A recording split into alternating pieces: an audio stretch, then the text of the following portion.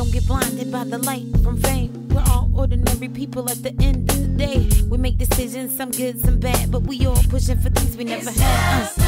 Ordinary people with extraordinary ways. Yeah, yeah. Everyday people trying to make a way. It's just us. Ordinary people with extraordinary ways. Yeah, yeah. Trying to make a difference step by step each day. It's just us. Hi, I'm Charlene Bowden. Welcome to It's Just Us. Joining me today is Miss Lauren Lopez de Asua. I met Lauren about a little over 2 years ago, and one thing that attracted me to Lauren was her passion and her zeal and her zest for life. Lauren is a wife, she's a mom, she's a health enthusiast, and she, like many of us, has worked on many diverse jobs in diverse industries, but today, Lauren is an entrepreneur. She has 2 thriving businesses. One, she is a photographer, and she is a yoga instructor, and she's a friend of It's Just Us, and she's my friend too. So welcome, Lauren, to It's Just Us. Thank you so much, Charlene. I'm so excited to be here. I'm so glad to have you with me today. Thank you, thank you. And you're in the seat today. I know. It's different. It's different than being next to you on that side and talking to someone else. Yeah, So. but you have so much to share, and I wanted to make sure that people know Lauren Lopez de Asua. Thank you so much. So you have worked in a lot of diverse industries. You've been in aeronautics, IT, law enforcement. Yeah, well, I was a civilian for law enforcement, but yeah, I really, I've always, you know, having a lot of different jobs kind of gets a bad rap. People think like, oh, it's inconsistent, but when I was, you know, I had my first job working at a barbecue restaurant at, I think 15 before I could drive, but you know, starting there, I always wanted to see what it was like to do all these different things. Yeah. You know, so I mean, I've helped open a French bakery once, you know, I did the whole like, worked at Starbucks, the barista thing. I mean, you know, definitely I think the police department was one of my favorite jobs. It's where I met my husband, you know. But, you know, photography has been really the one thing that just like sunk its teeth into me. I've never been able to let it go. There's been times where, I mean, you know, any kind of entrepreneurial venture, it's a lot of work, and you know, things don't always just happen like that. And so there's been times where I'm like, you know, I'll just do something else, something that's a little more, you know, easy or just comes more naturally, or not comes more naturally, but you know, that you can get like a regular, you know, 9-to-5 job in, and I just could never let it go. I couldn't, once I tasted that entrepreneurial, you know, it changes you. Yeah. I think it does. Yeah. So. Yeah. And you know, one thing I really love, occasionally you'll put pictures on the internet, online, and I love how you capture those special moments with families. Thank you so much. So you actually have coined, I guess, for yourself, newborn and family photography? Yeah, you know, it took me a really long time to settle with a niche, so to speak. That's a really big thing in the photography community now is pick a niche, pick a niche. I'm like, no. I like, you know, I'm a very confident photographer, you know, I'm able and capable of doing all these different things, and I love that variety. But, you know, from a business standpoint, when it comes to knowing your audience and speaking to your audience, well, when your audience is all of these different people, it's hard to have anything to say. So, you know, it's like, well, who do I really feel passionate about speaking to? I'm passionate about business and all of that. But, you know, at the end of the day, being a mom, I mean, I've wanted to be a mom for as long as I can remember. I always knew I was gonna one day like have a son. I just knew it in my bones. I've always wanted to be that. So that pregnancy, newborn, family, that, you know, I love it so much, and I feel like I have a lot to say in that area, and I can relate to that in a way, and I understand what it's like to be a parent and be experiencing all this day-to-day stuff, the good and the bad, and just wish you could like bottle that moment and capture that. And I can do that with my photography, and you know, I kind of joke, I've jokingly started to say to people, you know, my photography, it's lifestyle. You know, I'm known for making dads cry. You know, because you know it's like when you can get a dad to cry, you know you've really captured the essence of what a family's experience is together and what makes them a family unit. And makes that story so beautiful. Yeah, we're gonna come back in a few minutes and keep talking about your photography work. It's Just Us, Lauren Lopez de Asua. We'll be right back.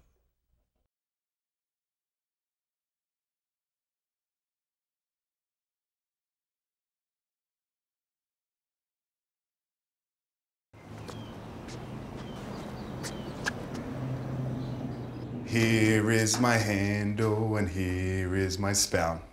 When I get all steamed up, then I shout. Tip me over and pour me out. Oh. The smallest moments can have the biggest impact on a child's life. Cheers. Take time to be a dad today. We're back. Thanks for joining us again. And you mentioned, Lauren, before the break, the joys and the happiness and all the wonderful things of the newborn and family photography. But what have been some of your challenges? Oh, wow. Well, specifically with my photography, I would say, well, aside from, you know, kind of coming to that decision of focusing on that, I don't know. I mean, honestly, photography is something that just feels so like an extension of who I am that, you know, concerning my shoots with people, I mean, I still get anxiety before every shoot, which it feels sometimes ridiculous to me because I've been a photographer for almost 8 years, and so you would think it's just, you know, whatever, but you know, you're dealing with real people, you know, in their real lives, and especially since I structure, so to speak, my sessions around an activity that the family enjoys, and it's very, you know, relaxed and fun. You never know what you're gonna get, you know? So, you know, it could be just utter madness, but, you know, so I get this, you know, kind of butterflies in my stomach, anxiety before every shoot, just because I care about what I produce for people.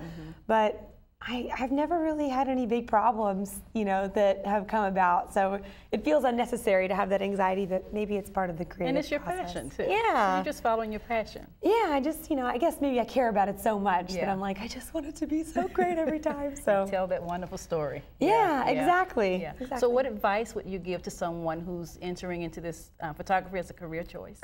Oh, goodness. Well, especially, I would say, if you want to have a career being a photographer and having a photography business, while honing your craft in a technical and creative aspect is very important, I would say that a lot of people interested in photography get very hung up on that, on learning the next greatest technical thing or creative thing for photography. I think once you come to a style that you're happy with, you really need to focus on business, because my first business of the business. Yes, because you know, my first foray into being a photographer full time, you know, it was a bit of a crash and burn. Not because my you know, my work wasn't up to par, but because I knew nothing about running a business. You know, when you run a business for whatever you do, you could, you know, anything.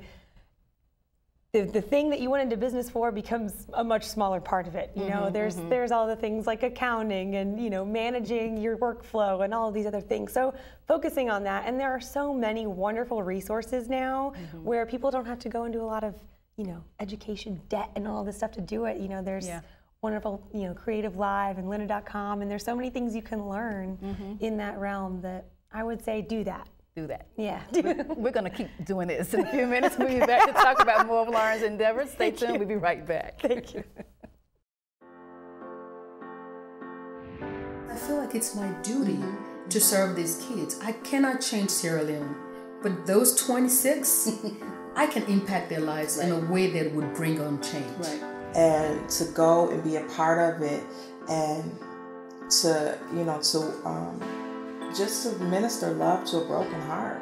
So what we really want to do is, as much as we've been helping them, we've given money, and we want to be able to build a place that they can see as their home.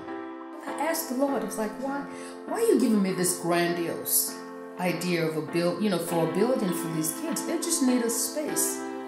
And you know, the Lord said to me, I want them to see a picture of my love so deep that whenever they see that building, they will know they deserve it and they are worth it.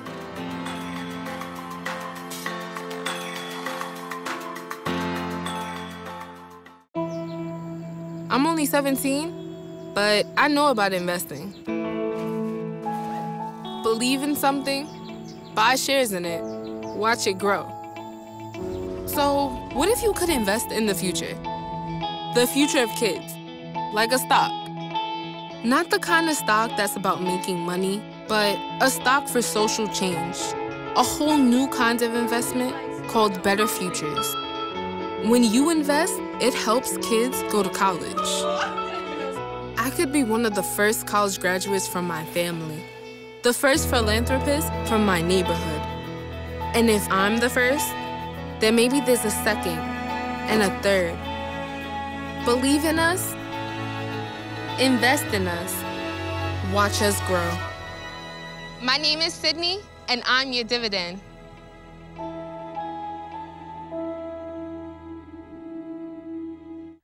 Thank you for coming back with us, Lauren.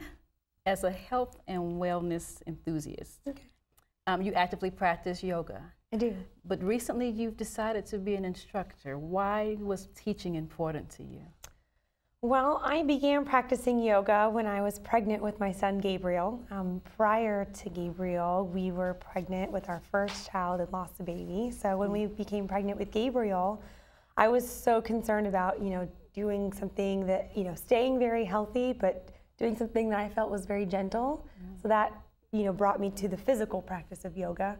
And then after I had Gabriel and, started to experience the, what some people know as baby brain, where I just everything felt like the day was going really fast and I couldn't remember things and everything felt foggy. I then, realized that part of yoga was meditation, and that centering and grounding, and it wasn't just about exercise. And that saved me. I mean, it really did. I felt like I got my life back in a way because I didn't feel like the days were just gone. So that was, Gabriel just turned 6, so about almost 7 years I've been practicing.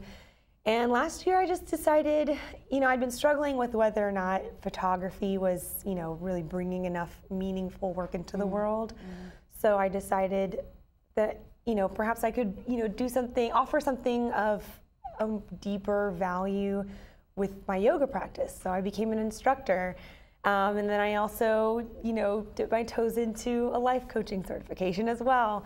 And actually, through those things, I gained a different perspective on my photography and realized that, that work does matter, and I am, touching people in a deeper way, and providing them something that, helps them to appreciate their life more. But, so I haven't really, with my yoga practice and with teaching, it's more something that I do on a volunteer basis, and that was an amazing experience to just go away and do my training at an ashram, and it was wonderful. Yeah. And you were just so grounded, as you'd say. When the time that we saw you after you got back, it was like, oh, look at Lauren. She's been away. she's bringing all of that back to us. Yeah. It really gave me a lot of great perspective on just everything I had going on in my life, and realizing that every piece of what you do in your life is a part of your practice. It's practice in Vedantic philosophy and in Buddhism, meaning referring to more than just when you sit on a meditation cushion or on a yoga mat. It's like, it's what you do in every day that matters. So where can people find you online? LaurenLopezPortrait.com is my photography website. I'm also on Facebook and Instagram, and that's where I'm at. Yes, and you can find us at itsjustustalkshow.com. I'm sorry, itsjustustalkshow.com. And for guest consideration, please email us at itsjustustalkshow@gmail.com. We're on Facebook, we're on Twitter. You can join or subscribe to our YouTube channel as well. Thank you so much again, Lauren, for being here. Having me I love your presence anytime. Thank you so much. Don't be a stranger. Absolutely not. Okay, great. And hope you'll join us next time as well. It's Just Us. I'm Charlene Bowden. Until next time, I hope you will continue to happen to life. Take good care.